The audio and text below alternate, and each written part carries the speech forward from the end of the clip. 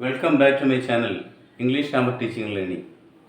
Today let us continue the question and answers of the second lesson. Oh, what information did Spillman hope to gather? എന്ത് വിവരമാണ് Spillman collect ചെയ്യാൻ ആഗ്രഹിക്കുന്നത്? What information did Szpilman hope? Did Szpilman hope means Szpilman hoped to gather. അദ്ദേഹത്തിൻ്റെ മനസ്സിലൂടെ കടന്നുപോയ ഒരുപാട് കാര്യങ്ങളുണ്ട്. അത് അദ്ദേഹം ഇതൊക്കെയാണ്. Szpilman focused on staying alive. കൂടുതൽ ശ്രദ്ധ കേന്ദ്രീകരിച്ചത് ജീവനോടിരിക്കുക. ഒന്ന്, finding ways to obtain food. പിന്നെ അടുത്തത് ആഹാര സമ്പാദനം, അതെങ്ങനെ നേടാൻ കഴിയും. Avoiding danger and hiding from Nazi patrol. നാസികൾ എങ്ങനെ റോന്തു ചുറ്റുന്നു, അവരിൽ നിന്ന് എങ്ങനെ രക്ഷപ്പെടാം. അതുപോലെ അപകടങ്ങളിൽ നിന്ന് avoiding danger and hiding from Nazi patrols. Music played crucial role. എന്നിട്ട് വീണ്ടും നമ്മൾ ആലോചിക്കുന്നു, music played crucial role in his survival even saving his life. സ്പിൽമാൻ്റെ ജീവിതം തന്നെ അപകടത്തിൽ നിന്ന് രക്ഷപ്പെട്ടത് അദ്ദേഹം ഇന്ന് ജീവിച്ചിരിക്കുന്നതിന് കാരണം അദ്ദേഹത്തിന് പിയാനോ വായിക്കാൻ അറിയാം, അല്ലെങ്കിൽ ആ കലാസൃഷ്ടിയിലുള്ള വൈഭവം, അത് അവതരിപ്പിക്കാനുള്ള പ്രാഗൽഭ്യം, ഇതൊക്കെയാണ് വീണ്ടും അതിജീവിക്കാനും അതുപോലെ തന്നെ ജീവൻ രക്ഷിക്കാനും സഹായിച്ചത്. He witnessed numerous atrocities. എത്രയോ അതിക്രമങ്ങൾക്ക് സാക്ഷ്യം വഹിച്ച ആളാണ്. ഇത് തന്നെ ഇതിൻ്റെ പേര് തന്നെ സാക്ഷ്യപത്രം എന്നാണ്. അപ്പോൾ എത്രയോ അട്രോസിറ്റീസ്, അതിക്രമങ്ങൾക്ക് സാക്ഷ്യം വഹിച്ച ആളാണ് Szpilman. Including brutal treatment of Jews. യഹൂദന്മാരോട് കാണിച്ച പെരുമാറ്റം, ക്രൂരമായ പെരുമാറ്റം, അവരോടുള്ള സമീപനം. Including brutal treatment of Jews. 4 ലക്ഷത്തോളം ജൂതരെയാണ് കൂട്ടക്കൊല ചെയ്തത്. Most deportations. അതുപോലെ തന്നെ എത്രയോ ആളുകളെയാണ് കൂട്ടത്തോട് പലായനം അല്ലെങ്കിൽ കൂട്ടത്തോട് പറഞ്ഞയച്ചത്. അതാണ് മോസ്റ്റ് ഡിപ്പോർട്ടേഷൻ. ഡിപ്പോർട്ടേഷൻ മീൻസ് കൂട്ടത്തോട് പലായനം ചെയ്യിക്കുക, ആൻഡ് ഹോളോകോസ്റ്റ്. എന്നിട്ട് അവരെ എന്ത് ചെയ്തു, ഗ്യാസ് ചേമ്പറിലിട്ട് ചുട്ടുകൊല്ലുകയാണ് ചെയ്തത്. കൂട്ടക്കൊല, അതാണ് ഹോളോകോസ്റ്റ് മീൻസ് കൂട്ടക്കൊല. ഓവറാൾ ഇതിനെല്ലാം ഉപരിയായി he story is one of resilience. ഒരുപാട് കഷ്ടതകൾ സഹിച്ച് അതിനെല്ലാം അതിജീവിച്ചാണ് വന്നത്. പക്ഷേ ഈ കഥയിൽ ഇതിനെല്ലാം ഉപരിയായിട്ട് വൺ ഓഫ് റെസിലൻസ്, ഇത് ഒരു റെസിലൻസ് ആണ്, അല്ലെങ്കിൽ ചെറുത്തുനിൽപ്പാണ്. അതായത് ഈ അപകടങ്ങളെയൊക്കെ തരണം ചെയ്യുക, പ്രതിരോധിക്കുക, അങ്ങനെ പ്രതിരോധ ശേഷി അദ്ദേഹം നേടി.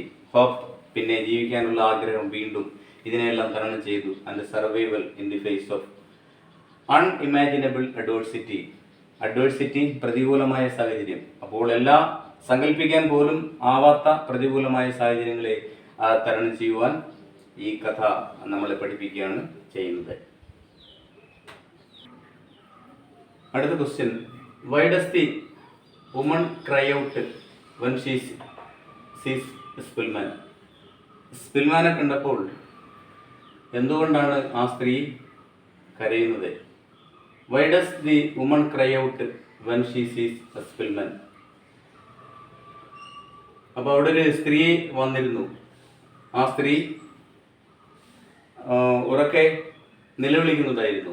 അതിൻ്റെ കാരണം, the woman cries out when she sees Szpilman because she is shocked and frightened to see him. അവർ സ്തബ്ധിച്ചു പോയി, സ്തബ്ധയായി, ഒപ്പം തന്നെ അവർ ഭയപ്പെടുകയും ചെയ്തു. കാരണം he is emaciated, disabled and barely recognisable. അയാളെ എങ്ങനെയാണ് കണ്ടത്? ഹീസ് എമാസിയേറ്റഡ്, ഡിസേബിൾഡ്, അലങ്കോലപ്പെട്ട രീതിയിൽ കണ്ടു.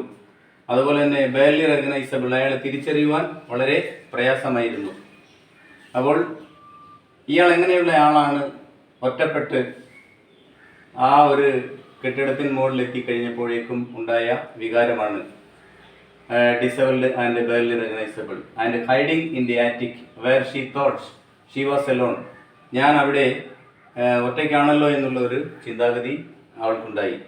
She might alert others to the presence of Spillman.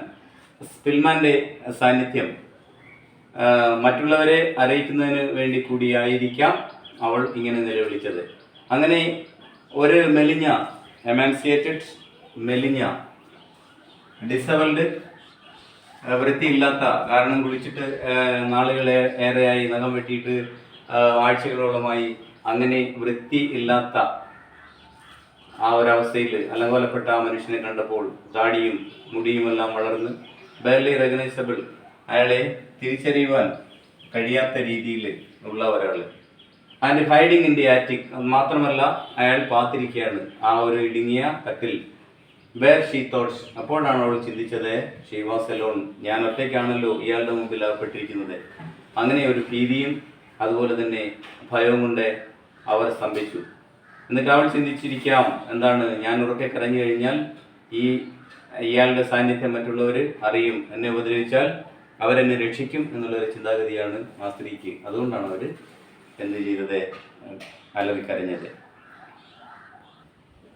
നമ്മളടുത്ത question, what is the absurd situation Szpilman found himself in? അദ്ദേഹത്തിൽ കണ്ട അസംതപരമായിട്ടുള്ള കാര്യം എന്തായിരുന്നു? What is the absurd situation Szpilman found himself in?